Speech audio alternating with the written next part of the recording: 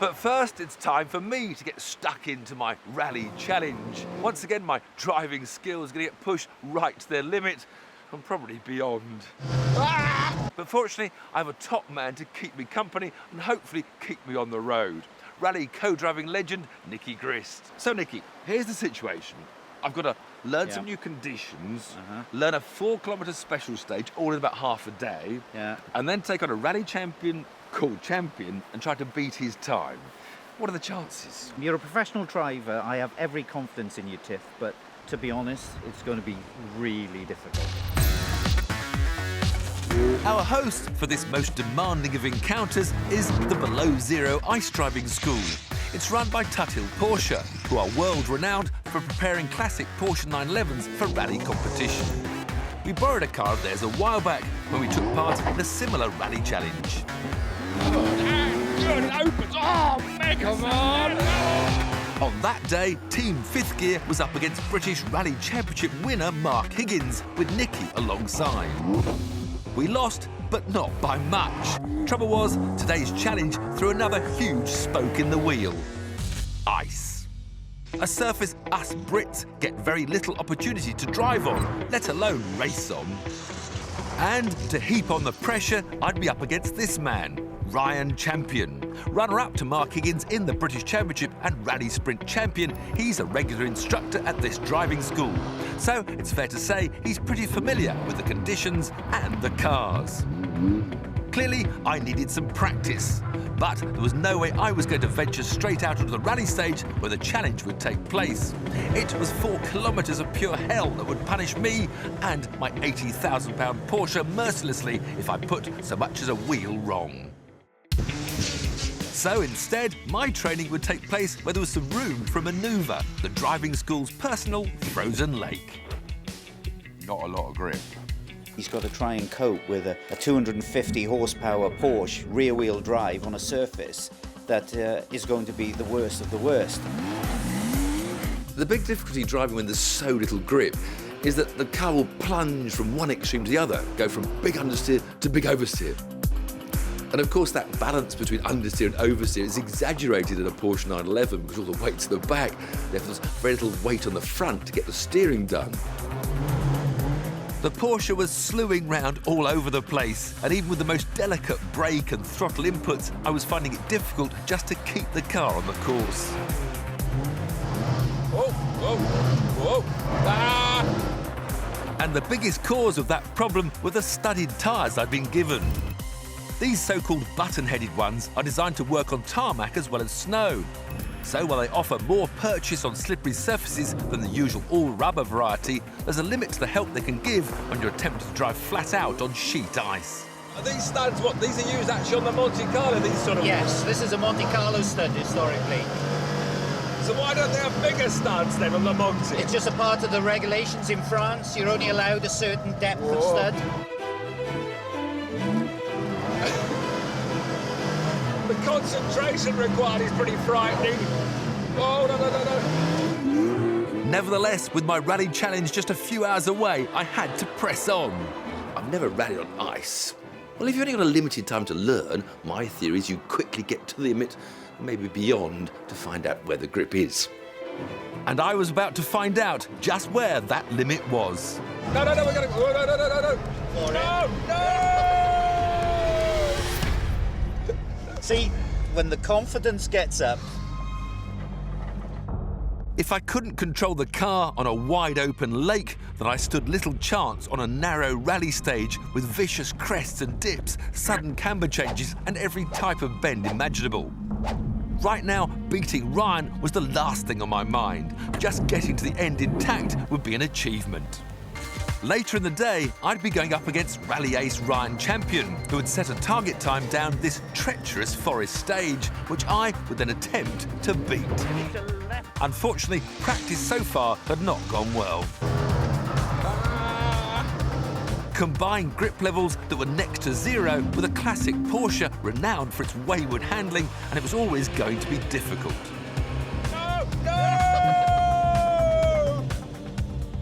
To have any chance of keeping up with Ryan, I needed more grip so that I could corner more confidently.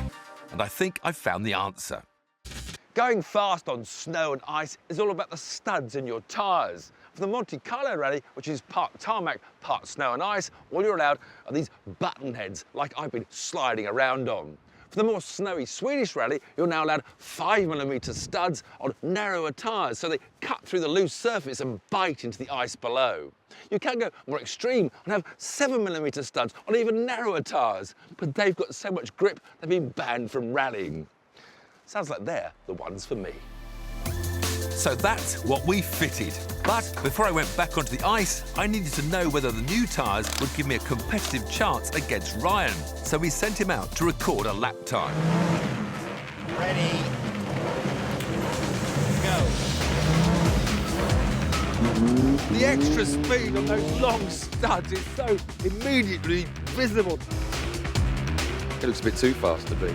Ryan routinely drives these cars on both types of tyres, so he knows precisely how much more grip the long studs provide. We can get a lot more purchase, we can move the car on the brakes, drift the car in. Still got to be a little bit patient with the car and just feel for the traction. Coming up to the faster section, getting a good exit here. Ready. And over the finish line. Okay. 1:31.59. And there's no way that Tiff's going to be able to beat that. Sorry, Tiff and all that. Probably not, Nicky, but any improvement over my earlier test session would be a bonus. How long are these studs then? These are now 7mm, so you're going to see a world of difference. It's still icy, Nicky. Yeah. You're going to have 7 times the grip. Really? Well, we were about to find out, because in true rally fashion, I wouldn't be allowed any practice, but would be timed on my very first run. Ready, go. I'm not ready at all. I got full throttle, Nicky. I've never had full throttle all day. Well, I put him on the bigger spikes. Inevitably, he was going to go quicker. But you can almost feel the spikes on the straight squirming underneath the tyre. They certainly did make a difference, and you could see almost immediately his confidence started to grow, and he was a lot more aggressive. You get so much less wheel spin, the engine revs aren't just wailing away. Now the handling was far less big understeer to big oversteer. The car was much more neutral, the back didn't have to go out so far. Don't get too cocky, don't get too cocky, stop what you're turning. Slippy corner, slippy corner. You could feel the steering as you turned when you wanted it to. The braking was improved. It was a dramatic increase. I couldn't believe the difference. Flick it left. So much more confidence inspiring. Well, Ryan can't be going much quicker, it's ridiculous. I'm right on the ragged edge everywhere. Ah! Nicely done. Full throttle in third, now brake, Tiff. Second, first, tip the clutch, grab the handbrake, throttle, clutch, go, finish line. Ready, Steady. stop. So, Then Ryan again. 1.32.29. That meant I was just 0.7 of a second slower than Ryan over the mile-long course. Confidence was growing. However, I knew there was a real special stage to come.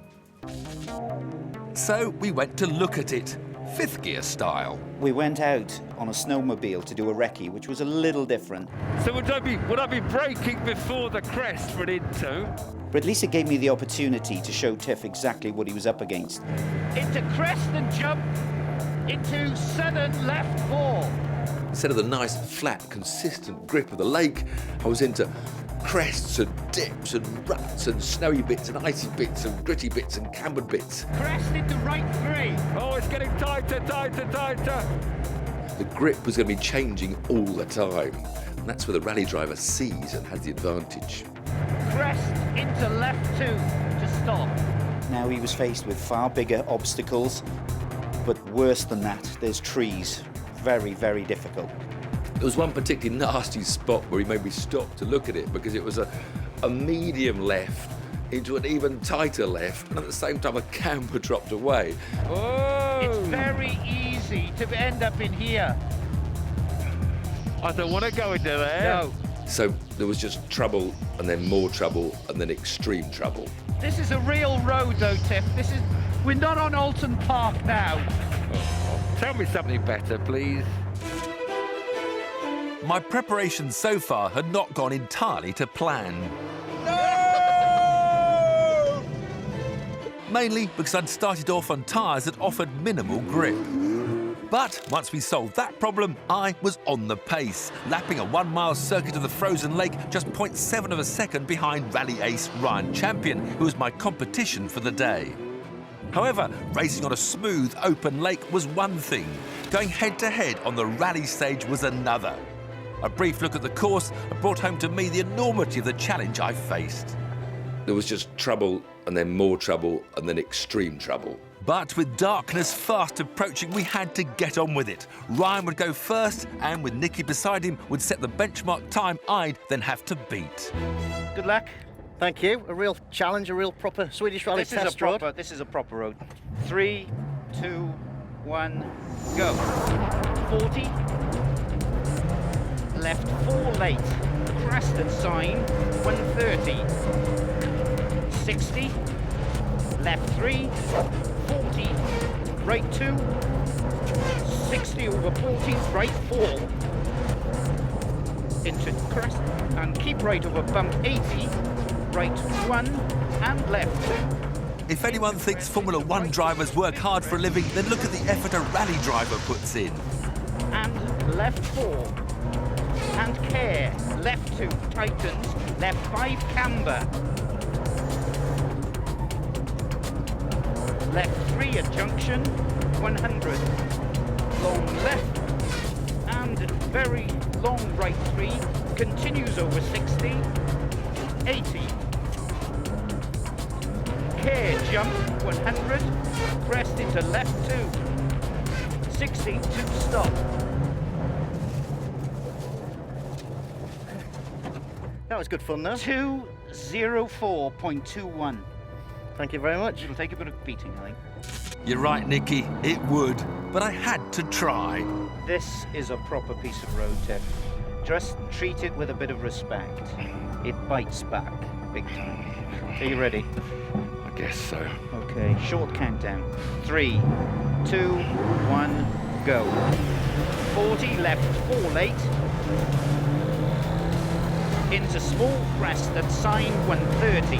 There are times on these fifth gear challenges when you have to stop being a presenter and driver and just concentrate on the second bit. This was one of those times. 60, care. Right, 5 late. Dip into left 2. And of course, as with all rallies, you can't practice beforehand. You've got your base notes, and you rely on the co-driver to tell you what's over that crest. And you have to believe him. Through the dip, 60, left 3. 40, right 4. He started very cautiously, and I think the Porsche is the kind of car that when it's driven aggressively, you get a lot more out of it. I'm not going to get crashed into immediate left 4. Keep right over bump 80. Right 1 and left 2. The first half was very technical, and I was really backing off, and I was braking before crests, even though Nicky was saying it's in to go. Long right 5. And here, left 2 tightens to 5. Oh, this is the horrible Camber. This is the horrible one. You could see that his confidence was there, and he went a little quicker. We're through it. Left 3 at junction, 100. Left 4, tightens late. I was now into the last kilometre of the stage and prayed I could keep the little Porsche on course just a while longer. Right 3. Tightens 4. Into left 2. Shouldn't have braked. 150. Care, keep left over big press into right 6. Right 6. I'll get Right 6. How soon? I don't know how soon. Into. Oh, I braked too early. And left 6 late. Just a few corners to go. Into keep middle over crest and right 2. Crest, middle over crest. Yeah, 40 right care, 2. left 5 on crest. Left 5 on crest. I'll stay on third. 80. Oh, God. Care jump 100. Crest into left 2. Steady now to Left 2. stop. Left 2. Oh, and stop. Okay. I've survived. Well, I felt, I braked a little bit occasionally, but I thought I've pretty much nailed most of that. Do you want to know your time? Yeah. 2:18.47. And Ryan was what, 2:10? 2:04.21. So 14 seconds. I tell you, that's not bad, Tiff, to be fair. Should we go back to the big lake and do a bit more practicing then? With potential disaster waiting around every bend, at least we were still in one piece, and so was our classic 911. But after coming so close to Ryan's time early in the day, I couldn't help being a little bit disappointed. Once a racing driver, always a racing driver. I just want to go back and do it again, and again, and again, and then maybe I'll be only 2 seconds a mile slower than Ryan after about 20 attempts.